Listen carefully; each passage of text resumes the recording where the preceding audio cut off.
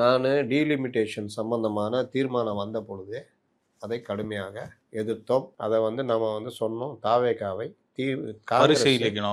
காங்கிரஸும் கூட்டணி கட்சிகளும் தவறான பாதை கூட்டு போறாங்க. முட்டு சந்தை கூட்டு போறாங்க. காங்கிரஸ் தன்னுடைய சுயலாபத்துக்காக திணிக்கிறது. அப்போ காங்கிரஸ் காவிரி இஷ்யூவை டைவர்ட் பண்றதுக்கு இந்த மாதிரி சட்டசபை நேரத்தை வீணடிச்சு 3 தீர்மானங்கள், எஃப்சிஆர்ஏ, நீட்டு, டீலிமிட்டேஷனில் நோ டீலிமிட்டேஷனே கூடாது.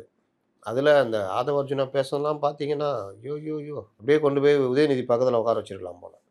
அப்போது நீ 50% கொடுத்தாலும் தேவையில்லை. ஆச்சா பூச்சா ஊயின்னு இந்த ஊர் பஞ்சாயத்து பேசும்போது நல்லது பேசிகிட்டு இருப்பாங்க.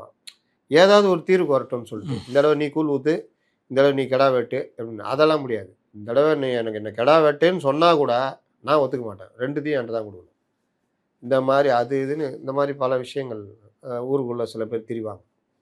அந்த மாதிரி 4 பேர் 4 விதமாக பேசுவாங்கள்ல, அந்த மாதிரி 4 பேரும் ஒரே விதமாக பேசி தாவேகாவை நோ டீலிமிட்டேஷன் கொண்டு போனாங்க. இதில் ஜோக் என்னென்னா, ஃபேர் டீலிமிட்டேஷன் அதை ஃப்ரீஸ் பண்ணணும் 25 இயர்ஸுக்குன்னு நல்லா கரெக்டான ஒரு கருத்தை வச்ச வெளியில் சொன்னாங்க. திமுக உள்ள டீம் காவாயிடுச்சு. நாங்கள் ஏற்றுக்கொள்கிறோம் அப்படின்னு அவருக்கு தான் இது எழுதி கொடுத்தா படிச்சு போகிறார். அவருக்கு ஃபேருன்னு தான் தெரியும், நோன்னா தான் தெரியும்.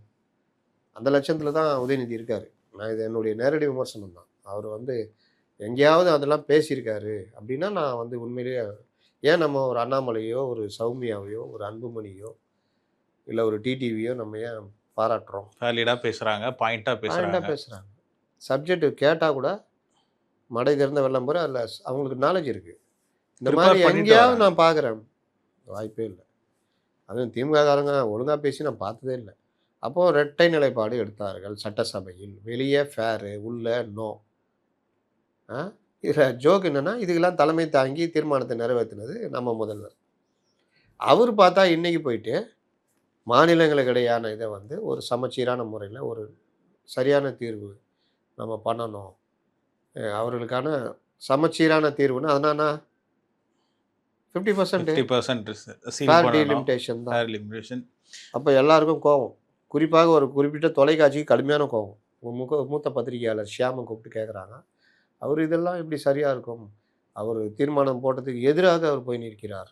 அவர் மேலே நான் இது கூட கொண்டு வரலாம், இந்த உரிமை மீறல் கொண்டு வரலாம், இந்த மாதிரிலாம் பண்ணியிருக்காரு அப்படி இப்படின்னு அவர் பேசுகிறார். நான் போட்டேன், இதுதான் கரெக்டு. சும்மா காங்கிரஸ் இழுத்தெழுப்புலாம் முட்டு சேர்ந்து போகாதீங்க, இது கரெக்டு.